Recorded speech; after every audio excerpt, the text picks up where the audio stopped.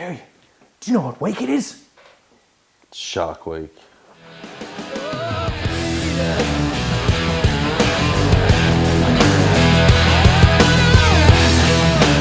Hey everyone, welcome back to another episode of Rugby League Outlaws, brought to you by our good friends at Top Sport. Don't forget to like and subscribe everywhere you can. Dan. It's a special edition, Terry. We're back. Our favourite Episode of the year. I mean, is it our favourite? Well, we'll see in about 12 to 20 minutes. It's the episode where you and I sit here and talk about what went wrong again for the Cronulla Sutherland Sharks. Now, become a yearly tradition. Yeah, a lot went wrong. Just a disclaimer before we start. Probably not going to be the most popular people in the world. If you want honesty and you want our opinions, we're not going to... Yeah. I'm too old to care what people think. If you want... Oh, the Sharks are the best team in the world. We just got lucky, blah, blah, blah. Probably not the show for you. Thanks for the click, but, I want to save you the trouble. This will be positive where it needs to be, and it'll be negative where it needs to be. So with that said, Terry, sorry to interrupt. Look, I was going to go to you and just ask you, give me your highlights of the year. Give me your highlights. What went right in your eyes for the Sharks? In terms of highlights, I think beating South in Perth is the game I go to think if the Cronulla Sharks could be that team every week, we could be the real deal. Highlights, I felt there were times when Cronulla were very good and you think, this side can be something special. Not once this year, even in the preseason, do you or I look at each other and say, we're a premiership winning team. We just wanted a good season with a bit of money in the cap to go out and get some players. I look at Big Bold Tom and I think he's better for this year. I look at Jesse Ramian and I think he's the Ramian we thought he could be. I look at Brett Nicker and I think, this guy's special. Glad you didn't go to West. Exactly. I look at Teague Wilton and think, we're going to be okay now that Wade's gone. I look at some players, Nico Hines, was he a one-year wonder? No, he wasn't. He was very, very good. I look at Will Kennedy and think, he was pretty bad towards the end of the season. Is he going to be that or is he going to be Will Kennedy? He was Will Kennedy. So overall, I think there were a lot of positives this year. I'm not going to get into the negatives now, Terry. What were your positives? Oh, the positives for mine, as you said, Will Kennedy took another giant leap. I think, sensational. I think, Jesse Ramian finding some real consistent form. Nico Hines, again, shining when he had Matt Moylan next to him and then shining when he had Braden Trindle next to him. You could see the weight come off his shoulders. But the shining light for mine this year has got to be Jack Williams becoming what we know Jack Williams can become. And there are still people online going, oh, well, what about Jack's errors? He made 6 errors, 7 errors. His penalties, again, he only gave away about 7 penalties. It's not, stop looking for an... Just turn around and go, you know what? He had a good season. He had a great season. He had a great season. So, I mean, there were, in terms of individual players, they were probably the highlights there for me. In terms of games... A game highlight for mine was probably Wade Graham scoring in his 251st game against the Titans, but it was at home.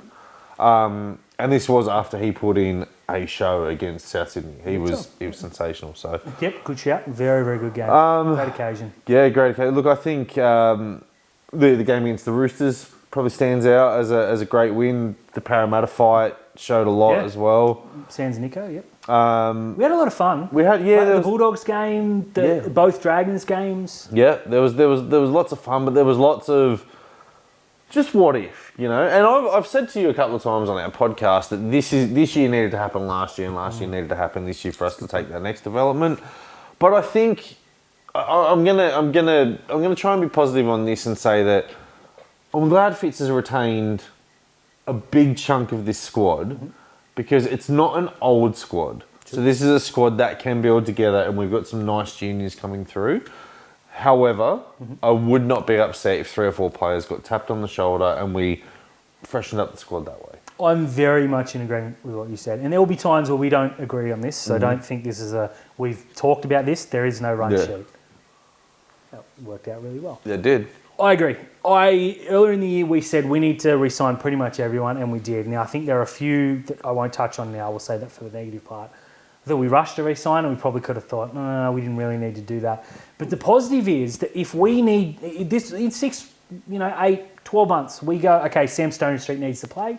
You can say to Sione Katoa, okay, find another club. And there'll be 4 or 5 clubs lining up for him because he's young, he's freakishly talented. I thought he had a fantastic season. I thought he was our better winger this year. I just think went out overall. And I'm using as an example. Again, if you go to Sifa Talakai and say, okay, you're not providing value for the money, there'd be 6 or 7 clubs that would say, oh, we'll take him in a heartbeat. So it's not as though we've gone and signed these players that we cannot move on. Even Dale Finucane, we could say, oi, there would be suitors. Matt Moylan, probably a little bit, I think we overrushed that. I think we've corrected that by telling him or making it obvious you're not in the future plans. If you can find another club, find it. So overall, I'm very happy with the look of the squad. I think we missed a trick in not signing anybody and re-signing some players at the end of the season. I think that was more necessity than anything because I don't think the money was there to go out and chase. I think we'll start seeing that next year. Yeah. Our top 30 is full. Mawini Hiroti and Jaden Berrell have extended for further season, and Cade Dykes put pen to paper for a year extension. Love that. I like it as well because essentially he was going to become a free agent and he's just had a year off. So he's basically said to Cronulla, thank you for rehabbing me. I'll extend for another year. You can see what I'm about before we take these talks a little bit longer. And we will. We will. I definitely think that Cronulla will have some money to play around in on the cap. There's something like 10 players off contract for 2025. So we'll see some fresh blood come in as well. But we've also got a New South Wales Cup team that has very handily fed us. Yep. And we've also got a Jersey Flag team that was 3rd overall, went out in straight sets. A very Cronulla thing to do.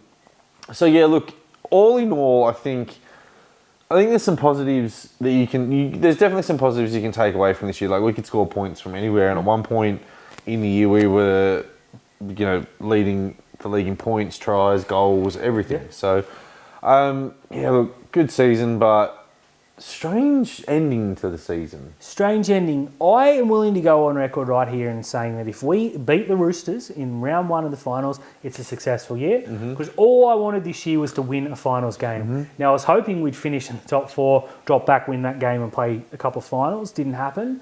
If we beat the Roosters, that's a successful season. Losing to the Roosters, to me, says we've gone backwards. It's an unsuccessful season.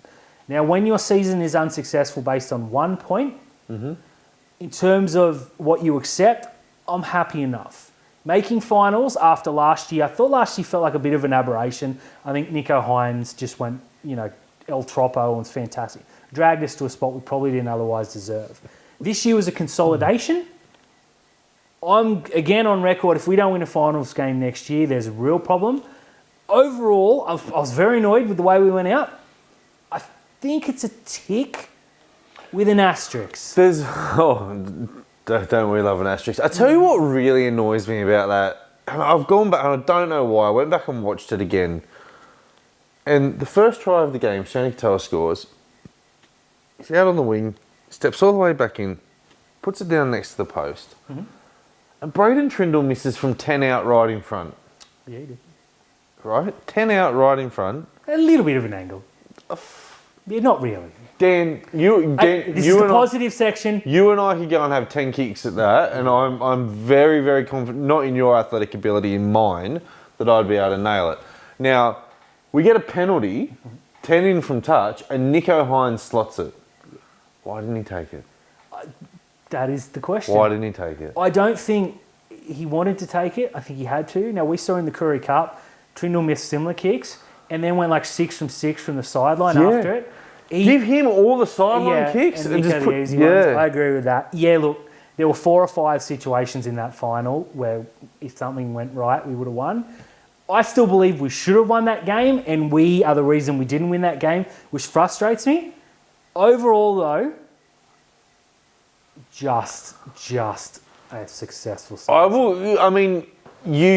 You play rugby league to win premierships, and to win a premiership, you need to make the finals. And to make the finals, you've got to be better than at least half the competition. So there are 9 teams giving themselves, or I'd say there's 8 teams below us giving themselves, this is a negative. The Dolphins turned and said, oh, well, we didn't really know what to expect. We avoided the wooden spoon. That's got to be a success, right? So I'll happily give it a pass mark, but a lot needs to change next year because I watched that finals campaign, and I I look at a team on paper like Newcastle, right? And I know Newcastle gave us an absolute hiding, but on paper, we're stronger than Newcastle, right? Yep.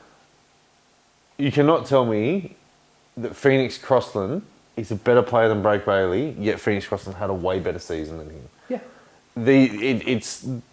It's our guys who, Toby, Braden Hamlin-Uele, Teague Wilton, Royce Hunt, Jack Williams did it this year. Oregon Kaufusi was a massive letdown. Blake Bailey, these guys now need to step up next year for us to go to that next level because Will Kennedy stepped up. We know what Nicho Hines is. Our wingers are always going to... Like, Ronaldo can have a down season and score 19 tries. Yes. He did. Yeah, that's what I mean. Yeah. You know what you're going to get from Jesse Ramian. Hopefully, we're going to see young superstar unearthed in the centres next year.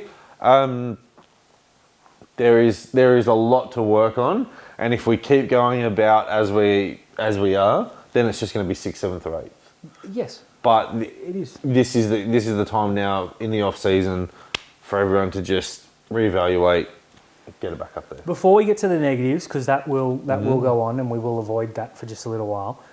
Looking at next year, okay, round 1, it's probably going to be close to unchanged, right? Yep. Let's just get it. Say round 10, we start 3-7 or whatever. We don't start 5-5. 5-5. Yeah, I would agree. 5-5 wouldn't be good. Who are the players that we can expect to see? Because there's a lot of people that say they watch Newtown games but don't really watch Newtown games. I missed like 2 all season, so I got a little bit of knowledge. You know, some people may disagree, but I don't care right now. Who are the players that get you excited for next year and beyond? A couple. They can be anyone. Yep. They can be players that no one's ever heard of, or they can be the obvious ones. Who are the players that you expect to see push us to that next level? Well, I mean, Kaylee Rose, obvious. Sam Stone Street goes on there as well. I'd love to see Jaden Barrell get a game just off the bench. I dare say his re-signing pretty much says he has to get a game next year. I mean, he's a year older. Yeah, but why re-sign him if you don't have plans? Because there's 5 or 6 players that can go play 9. There are. I think it's a... Let's just bring this up now. I think it's a smart decision to do it because this to me suggests that Sam Healy is going to get a development spot. So you don't pay Sam Healy a good contract for the first 10 weeks and then he gets his match payments. I think if Blake Bailey goes down next year outside of round 11, it would be Sam Healy and not Jaden Barrell. Fair enough. Sam Healy is one player who's on that. Kobe Wilson is another one. I did like what I saw from Henry O'Kane. Yep. He went between Newtown and the Jersey Flag. Some flag players, obviously, you've got to say Max Rioli was fantastic. Noah Lester. Some big boys in that team. There are some big... Felix came up from SG Ball into Jersey Flag. Noah Lester from mine, started in the centres, went into the halves, did everything. Ben Lavender is another one. Christian Dixon, goal-kicking winger. And point scoring freak. Yeah, Satini Torkamo came back. So we're going to see Torkamo probably in the Jets next year, which is going to be fantastic for us. So there's a lot. There are some. Not all of them are going to make first grade. No. It's statistically that's impossible. Yeah. But these are the next cab that are going to come up. Now we've also signed Liam Eason from Penrith, fullback. Everyone says a fullback in the Dylan Edwards mould. I've gone and had a look at a couple of his games, most notably the Jersey Flag Grand Final from the year before that Penrith won. When people tell you he's a Dylan Edwards clone, he's small. Yep. But he runs hard. He'll get you 250 metres. He does all the hard work that you can. And we also signed Australian schoolboys halfback Riley Pollard, who came to us mid-season. Yep. Very late on, yeah. Thank you for Cronulla for releasing that information to us. Yeah, he had to find out. Yeah, it wasn't until he was 18th man on a Jersey Flag. And we had to message AJ and say, "Oi, what's the deal with this kid?" Yeah. So, look, there's some real good talent coming through. I think we'll be all right. For the future. They're the players. Definitely. Now, before I get into mine... Jesse Colquhoun as well, we missed him. Obviously. Before I get into mine, these players are a couple of years away. Let's not... The players Terry mentioned, especially late on, are 2 or 3 years away from, and probably a year or 2 of Newtown away. So get excited, but don't be calling for them next week. For me, ultimately, I think Cade Dykes is the number 6. Yep. I do not want him to start He won't start next year because he's had an ACL injury, which has set him back. But, and this is going to be controversial, I think we'll look back and think, maybe there's a little bit of a blessing in disguise because this guy is about probably 3.5 times the physical size he was this time last year. He's grown into his body, and it is a big body. I dropped into the chat months and months ago. Picture of him standing next to Nico the other day. He looked like a prop. He did, and people are saying, the rap on him is two things. He's too small and he can't kick. Okay, first of all, he's bigger than Nico Hines, who I think we can all agree is doing a pretty good job in the halves for Cronulla. And Nico Hines is 6'2". Yes, K Dykes is a big boy. Look at his neck. He can kick. He's thick. Yeah, people don't remember last year. This bloke won 5'8" of the year in New South Wales Cup. He played between there and fullback as they moved Lachie Miller up to suit Cronulla. Dykes came in, played fullback for Cronulla, but this is a guy who played more at 6. And there were a lot of games where Trindle was unavailable because he was on the bench for Cronulla, where he and Lachie Miller played in the halves. You want to guess who kicked? It was K Dykes. And that is he's got his old man's legs. Yeah, so let's put that behind, okay? He's going to be fine in both those. If I had to say right now, Terry, you said one player who's going to be a superstar, it's K Dykes. Oh, it's K Dykes. He is our future number 6. Let's give him 10 weeks for Newtown to get his knee ready and to find his form. Yeah. Then we start talking. And I know you see young players who do the ACL and they come back. You just got to remember that he hasn't just done his ACL. He also missed the last 8 weeks of the season last year with the calf injury. Yeah. So this is a bloke who's coming off. Yeah, July 2022 was the last time he played footy. He's been nothing but eating and lifting weights. So it's good. He's done everything he can. So I'm really, really, really excited about this kid. And I think that he and Nico are going to be the halves partnership for a long, long time. And that is coming from a big fan of Trendles. Yeah. Number 2 for me, it's either Kale Iro or Sam Stonestreet. It cannot be both. That back line 1 to 5, there's one spot for me, and that's Talakai obviously moving into the middle. I think it's universal now that needs to happen.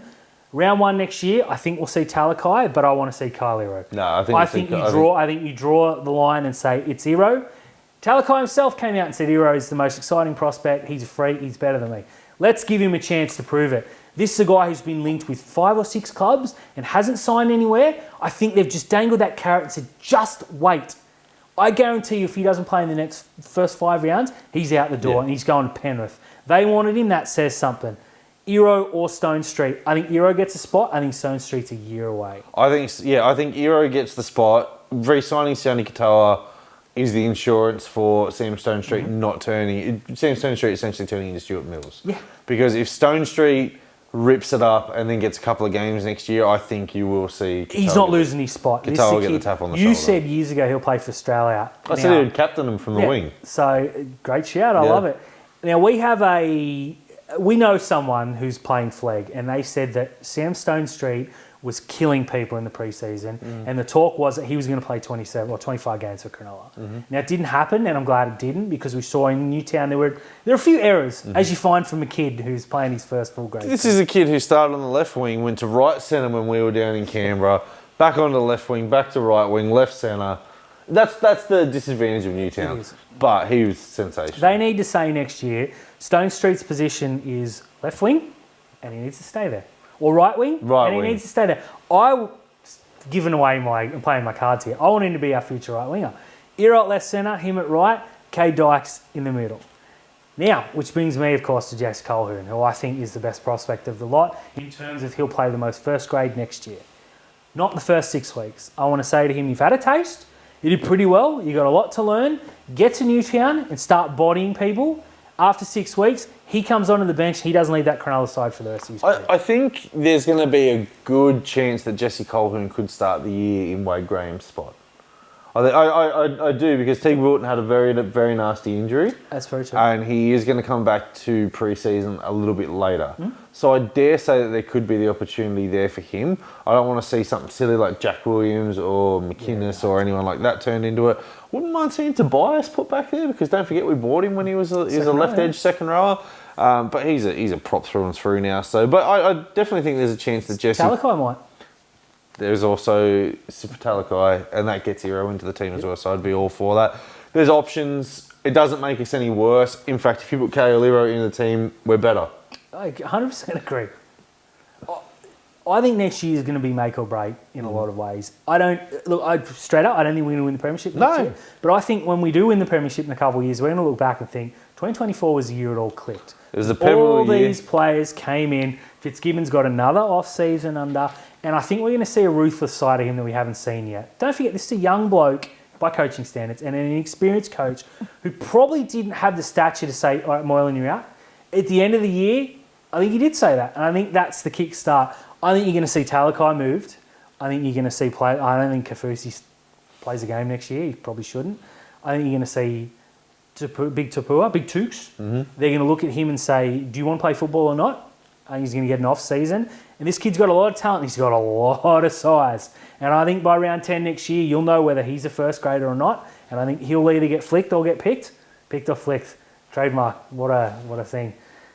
The first 10 weeks next year are really going to set us up for the future. But I think after round 10 is when you're really going to see the future. So I'm excited. I think there's a lot of positives there. But Terry, with every positive comes a negative. My friend, it is over to you. I mean, I'm not going to single out players. I think you're just going to single out performances. And it was our away record, Dan. It was just... It was diabolical. It was appalling. Like, to go down to Melbourne in red-hot form and capitulate as we did, to go over to New Zealand and capitulate to go up to Newcastle and do the same thing. And then, there was the home game against the Warriors where you're up 26-12 and you lose the game. Manly, you're down 26-0 at half-time. Like, these are the performances that you know that are in Cronulla and you can't have them. When was the last time Penrith copped 40? Couldn't tell you. I know Parramatta beat them last year well. Happens too regularly for us, though. It does. And like you said, Cronulla had that performance. I thought we were better than going to Penrith and getting just... Yeah. Now, we showed some fight against Penrith, coincidentally, or ironically, whatever the correct word is. There were games, though, where we went in and I thought, why are we even bothering? And you think, no, that's wrong. You listen to the Facebook groups. We're going to go in. We're going to rip in. And like, you're 20-0 down and you're thinking, we're better than this. 6-0 up against the Warriors and you lose the game after that, essentially 44-6. That is the number one negative for me. We just go in against the top sides and think, geez, how much are we going to get beaten by this week? That ain't good. The minute the going gets tough for Cronulla, we just get going. We're momentum. We're downhill skiers, as you said famously in our podcast. If we got the momentum, we're all sweet. Second we lose it though, you're like, Gornskis. And it's not even the second we lose momentum. You can pinpoint the actual moment. It's 6-6 and we give away a dumb penalty and someone turns around the referee with that stupid look on their face and you know what's going to happen? Penalty's there. We're going to give a 6 again on our line. They're going to cross in for an easy try and we're all going to be stood behind the try line just looking at each other. We're missing an Ennis, Lewis, dare say Gallen, Fafita type player who will just grab everyone in a headlock and just be like, oi. You serious? Yeah, like that was the softest try that we could concede. Let's go and get one back. Instead, it's like, man, that was soft. I reckon we've got worse in us though. Yeah. And we just hot knife through butter. With Wade Graham retiring or potentially going to England, either or, you won't be at the club next year. I want to see Nico Hines named captain. Now, if it was up to me, it'd be Cam McInnes because I think he's our starter. And I don't want to see it Dale Finucane because I want Nico to stand behind the line and be that player and be like, guys... I don't think he's got that mongrel in him, though. That's why I want to be Cam McInnes. He is a bloke. If he's screaming at me, I'm listening. With Nico, I'm thinking, God, you're pretty. Yeah, but you need to do this. Cam McInnes will make 86 tackles, legitimately. Yeah. And he'll bust his face. And that guy's head could cave in, and I guarantee you he's still going to try and get up and make a tackle. He's the bloke that I'll put the captaincy on. I can't see it happening. Needs to be Nico and just Nico. I don't want to see this co-captaincy horse manure. It doesn't work. It has to be one player, Cam McInnes, or Nico Hines. Get behind it. I need that next year. Yeah, I'd be okay with putting the pressure of the captaincy on Nico Hines, give it to him, but behind the try line, it needs to be one of your fiery blokes. And I don't think we have that mongrel in us. I think we got that mongrel. I think it's Ronaldo. I think you need to go to Ronaldo. Yeah, no one's going to listen to a winger. No, true, but I think you go to Ronaldo and say, you're the best winger in the world. You know you're the best winger in the world. Play like you're the best winger in the world. The problem is half the soft tries come down his wing, so you can't exactly concede the try and then go in and bollock someone because they just turn around and go, you make... Look, completely fair, yes, I get it. He's the sort of player, though, who can be that kickstart. Yeah. And we've seen it from wingers in the past. Yeah, but I mean, get him to come in and yell at someone and then just get everyone to fire up. Like, Yeah. it would probably be fun shooting your winger and then going up there and tackling someone. Fair. So Yeah, I agree. That was the big negative, is that we can't. yeah, we can't get the momentum back, and we don't have like even the Tigers, right? You know, they copped some, the poor Tigers. They copped some absolute beatings this year. But behind the line, when they were in the games, you can see people like Clemmer. You can see people like Papali'i. You can see people like Coruscant ripping in behind the line. You know, we can see the soft try and Hamlin Ueli gets up with his terrible haircut and starts yelling at you. You'd be like, piss off. Yeah, go, Captain Rio. Yeah, you're exactly right. We don't have that killer instinct. We needed to sign David Clemmer. I think that's really easy. Mm-hmm. Which leads me to my second negative. We were 0 from 2 from signings. Now, officially we were 1 because Dan Atkinson wasn't, upgraded to later. I think Atkinson did exactly what we bought him for, and that was cover. Mm-hmm. I wanted to see him play some first grade, but whatever. He'll probably get a game or two next year. Oregon Kaufusi, though, came in as an absolute killer. Tragic, grand finalist. Yeah. Came in, had a really good grand final. Had a tremendous World Cup. Came in, started slowly, but then had that game against the Roosters, and we're like, yeah, we're 1 from 1 here. And then just forgot how to play football. Yeah, look, he's the kind of player when we signed him and we said this is your typical Trent Robinson, Craig Bellamy, even a Wayne Bennett type signing, right? Where they're not Ivan Cleary. Yep. Pick Scott Sorensen and has turned him into a New Zealand regular, right? So that's the kind of player that you could get excited for because he was cheap and he's got a point to prove, and he'd come off a season of success. Now, he didn't win either final that he played in, but he was in those finals, right? And he made the 17 over some pretty handy players. He did. So you're kind of looking at him going, what's the best we're going to get out of him? But the peak was the Roosters game. But this is a guy who, I know front rowers don't score many tries, but our front rowers seem to get a lot of crash balls for him. They do. Didn't score a try, didn't look like scoring a try. I don't remember him breaking a tackle. And I can't remember him just absolutely levelling someone with a massive shot. That's a good point. Now, another negative I had was re-signing Royce Hunt. I feel like that was just beyond. He came really good at the end of the year. I can name numerous tries he scored. Or at least a couple. He put the shot on. Yeah. He made breaks. And he was good towards the end of the year. And you think, geez, Royce played well today. I'm happy to eat crow. Not once late in that season did I think, geez, Kaufusi was one of our best. Which you need is that kind of player. Yeah. And if you're only going to sign one player, it needs to be someone of worth. Yeah. Now, I'm hoping next year that he plays well, but I'm starting him in Newtown. I don't think he gets near our best 17. No, I don't think he gets near our best 17 either, with the development of Tom Hazelton. Yeah. Like with your props, obviously they're not, unless they're Payne Haas or Fanua Blake or James Fisher-Harris, you're not getting those freakish plays, right? So you've got to take a big charge or you've got to put on a shot. I can't remember. If someone can tag me in it, show me it. There probably was one, but the fact that we can't say, it's a very good point. I think they were the negatives that you look for. My third negative is that we didn't sign anyone next season. Yeah. I'm not one of those people that needs to sign a Cameron Smith or someone of that. I just wanted to see, there were so many players we saw and thought, geez, that's a handy pickup. Yep. My biggest miss was Justin Holbrook. I cannot believe we haven't signed an experienced assistant coach to put next to Fitz and say, sit with him and learn how to run an interchange bench, 1. 2, rely on him where you can. But there were so many, like Tyrrell May, the fact that we're not all up in that guy's grill, or White. Sil Wong. These kinds of players are the ones. Wumu Greg is a bloke that I would go to and I would say, I think you're off contract. If not, we never had this discussion. Come play for us. He was off contract. He just re-signed. These are the blokes we need to sign, not Lindsay the superstars. Smith was off contract. Yeah, see, that is annoying. We needed to sign one of these players because anyone can look at that forward pack and say... Yeah. I think, you're right in saying that going into the next season with the same top 30 minus Wade Graham...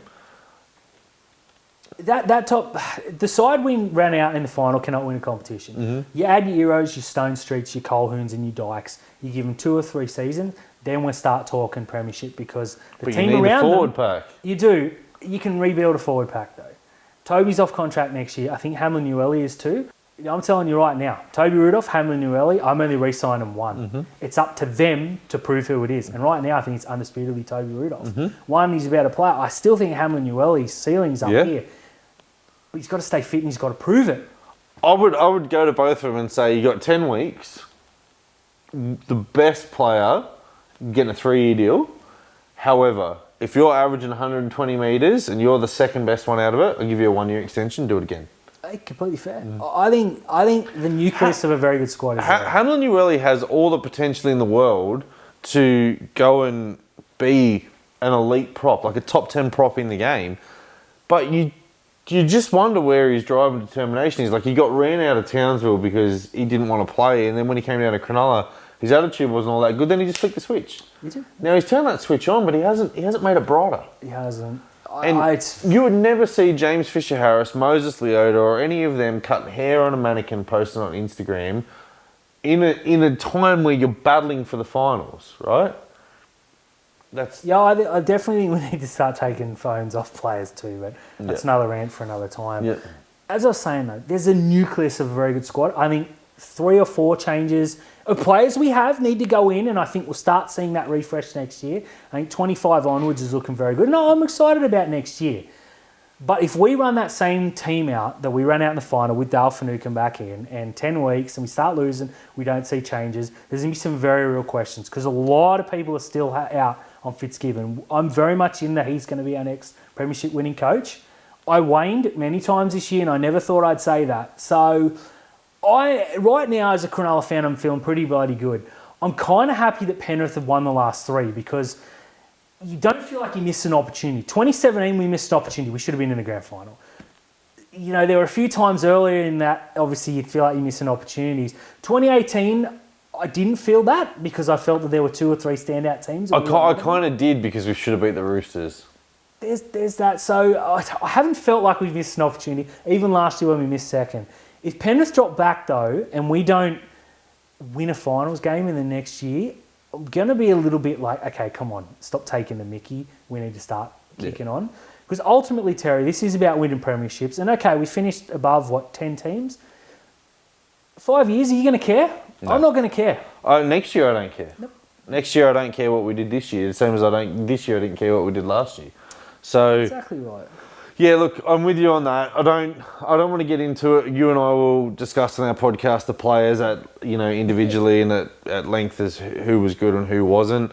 But as you said, it's another year in the finals for us, and I think as one of the smaller clubs in the competition, if we can keep punching above our weight and making finals, and that's eventually it's going to start attracting the right people there, and we'll get those next steps. I'm not worried there. No, I'm not worried. I think we're definitely on an upward trajectory. Yeah. I just feel like we took a little step back this year, but I'm still giving it just a tick. Like a tick. Yeah, a begrudging tick. I feel like a teacher who's looking at his student right now and just going, there is so much more in you. You didn't study. There's no effort. Somehow you've jammed your way to a pass. Tick. And you throw the thing at him and you just pull your head in and do better next year. Get out of my class.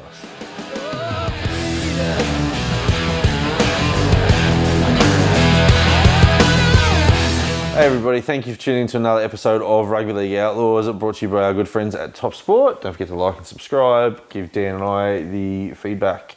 We enjoy taking it on board, listening, reviewing, writing back to you, interacting. Dan has been on an absolute Twitter tear lately, my MVP for the off-season so far. Well done, good sir. Speaking of the off-season, Fins Up podcast. Plenty coming. We'll be here too, don't worry, we'll be here too, but intermittently, as things happen. Plenty coming on the Fins Up podcast. We're going to have a big collab show coming up as well, and we've also got the knock-on, so you're going to be able to hear, see, and get plenty from us. But Dan, Rugby League, it's back. We've got international footy this weekend. Lots of Sharks playing.